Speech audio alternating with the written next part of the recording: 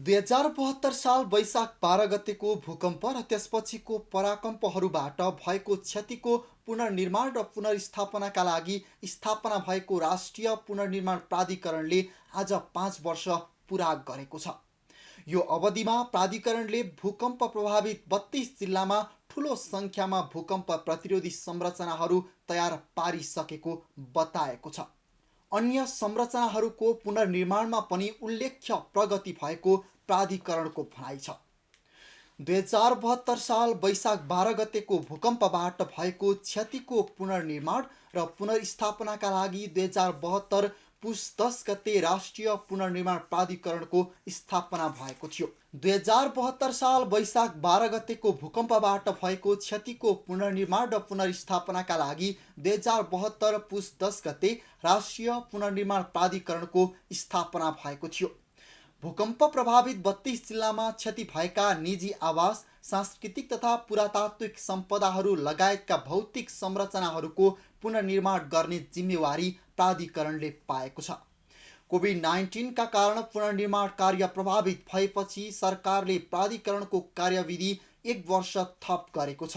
मन्त्री परिषदको मङ्सिर 15 गते बसेको बैठकले प्राधिकरणको म्याद 2077 पुस 10 गतेबाट 1 वर्षका लागि थप गरी 2078 पुस 10 गतेसम्म पुर्याएको छ।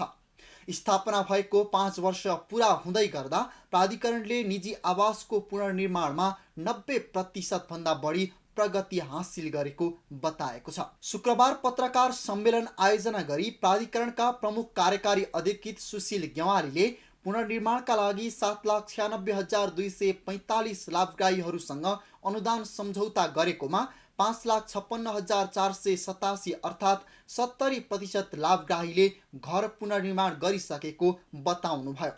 यस्तै 1,68,083 अर्थात् 21% लाभग्राहीहरू घर पुनर्निर्माणको अन्तिम चरणमा रहेका छन्। बाँकी लाभग्राहीहरूले यसै आर्थिक वर्षभित्र पुनर्निर्माण सम्पन्न गर्ने पनि सिओ ग्यावालीले बताउनुभयो। भूकम्पपछि असुरक्षित स्थानमा रहेका 4,257 लाभग्राहीलाई सुरक्षित आवासका लागि जग्गा मिलाउने काम भएको छ भने 11,437 भूमिहीन तथा सुकुम्बासी लाभग्राहीलाई साविक स्थानमा घर बनाउन अनुमति दिएको छ। यस्तै 1,351 लाभग्राहीले जग्गा खरिद गर्न अनुदान उपलब्ध गराउने निर्णय पनि प्राधिकरणले गरेको छ। निर्माणाधीन 130 एकीकृत बस्ती मध्ये 50वटा एकीकृत बस्तीको पुनर्निर्माण सम्पन्न भइसकेको पनि सिओ ग्यावालीले बताउनुभयो। निजी आवासको पुनर्निर्माणमा हामीले 90% भन्दा बढी प्रगति हासिल गरेका छौँ। हामीले पुनर्निर्माणका लागि 7,96,245 लाभग्राहीहरूसँग अनुदान सम्झौता गरेकोमा 5,56,487 अर्थात् 70% लाभग्राहीहरूले घर पुनर्निर्माण गरिसकेका छन् भने 1,68,083 अर्थात् 21% लाभग्राहीहरू घर पुनर्निर्माणको अन्तिम चरणमा छन्। बाँकी लाभग्राहीहरूले यसै आर्थिक वर्षभित्र पुनर्निर्माण सम्पन्न गर्नेछन्। निजी आवास पुनर्निर्माणका क्रममा हामीसँग प्राप्त भएका 6,34,973 गुनासाहरूको सम्बोधन गरेका छौँ। गुनासो सम्बोधनबाट थपिएका पुनर्निर्माण लाभग्राहीको सङ्ख्या 1,06,465 छ भने प्रबलीकरण लाभग्राहीको सङ्ख्या 67,681 छ। भूकम्पपछि असुरक्षित स्थानमा रहेका 4,257 लाभग्राहीलाई सुरक्षित आवासका लागि जग्गा व्यवस्था मिलाइएको छ भने 11,437 भूमिहीन तथा सुकुम्बासी लाभग्राहीहरूलाई साविक स्थानमा घर बनाउन अनुमति दिइएको छ। 1,351 लाभग्राहीलाई जग्गा खरिद गर्न अनुदान उपलब्ध गराउने निर्णय भएको छ। निर्माणाधीन 130 एकीकृत बस्ती मध्ये 50वटा एकीकृत बस्तीको पुनर्निर्माण सम्पन्न भइसकेको छ भने बाँकी पुनर्निर्माण भइरहेका छन्। सांस्कृतिक तथा पुरातात्विक सम्पदाको जीर्णोद्धार तथा पुनर्निर्माणमा पनि महत्त्वपूर्ण उपलब्धि हासिल गरेको प्राधिकरणले बताएको छ।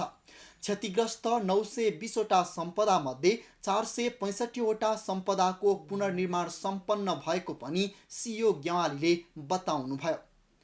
रानीपोखरी पुनर्निर्माणको काम सम्पन्न भएको छ भने धरहराको 20औं तला पुनर्निर्माण भइरहेको र बाँकी 2 तला छिटै सम्पन्न हुने पनि उहाँले बताउनुभयो। यसबाहेक सिंहदरबारको मुख्य प्रशासनिक भवन लगायतका विभिन्न सरकारी कार्यालयहरूको पुनर्निर्माण लगभग सम्पन्न हुने अवस्थामा पुगेको उहाँले बताउनु भएको छ। यस्तै 7,553 विद्यालय मध्ये 6085 पुनर्निर्माण सम्पन्न भइसकेको छ भने 1468 विद्यालय पुनर्निर्माणको क्रममा छन्। यस्तै कुल 1197वटा क्षतिग्रस्त स्वास्थ्य संस्थामध्ये 698वटाको पुनर्निर्माण सम्पन्न भइसकेको छ भने 38वटा पुनर्निर्माणको चरणमा छन्। सुरक्षा निकायका 216वटा संरचनामध्ये 214वटाको पुनर्निर्माण सम्पन्न भइसकेको छ। यस्तै सडक तथा खानेपानीतर्फको पुनर्निर्माणमा पनि उच्च प्रगति भएको सिओ ग्यावालीले बताउनुभयो। सांस्कृतिक तथा पुरातात्विक सम्पदाको जीर्णोद्धार तथा पुनर्निर्माणमा पनि हामीले महत्त्वपूर्ण उपलब्धि हासिल गरेका छौँ।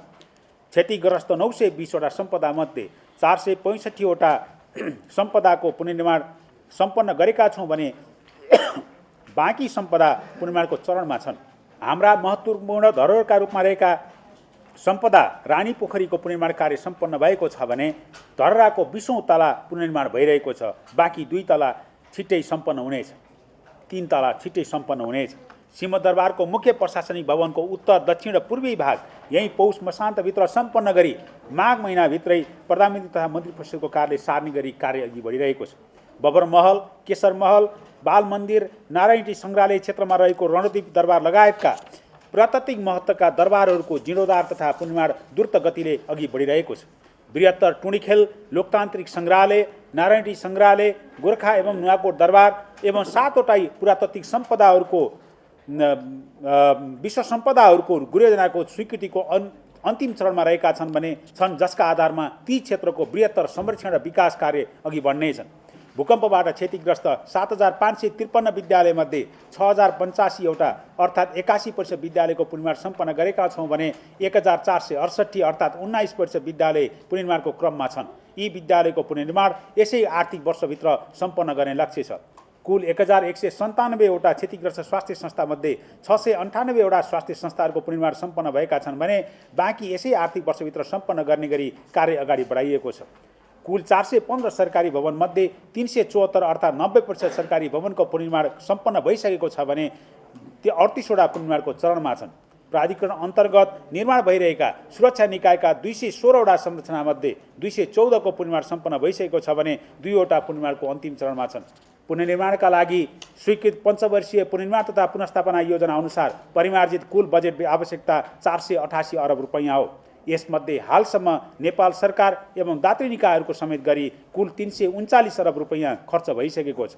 दाता सम्मेलनमा प्रतिबद्धता व्यक्त भएको रकम 410 अरब रुपैयाँ मध्ये 67 अरब रुपैयाँ राहत तथा उद्धार एवं अन्य कार्यक्रममा खर्च भएको र भारतीय एक्जिम ब्याङ्कतर्फको 49 अरब रुपैयाँ नेपाल सरकारतर्फ स्रोतान्तर भएको हुँदा वास्तविक प्रतिबद्धता रकम जम्मा 294 अरब रुपैयाँ मात्र रहेको छ। यसमध्ये 238 अरब रुपैयाँका लागि सम्झौता भई स्रोत सुनिश्चितता भएको छ।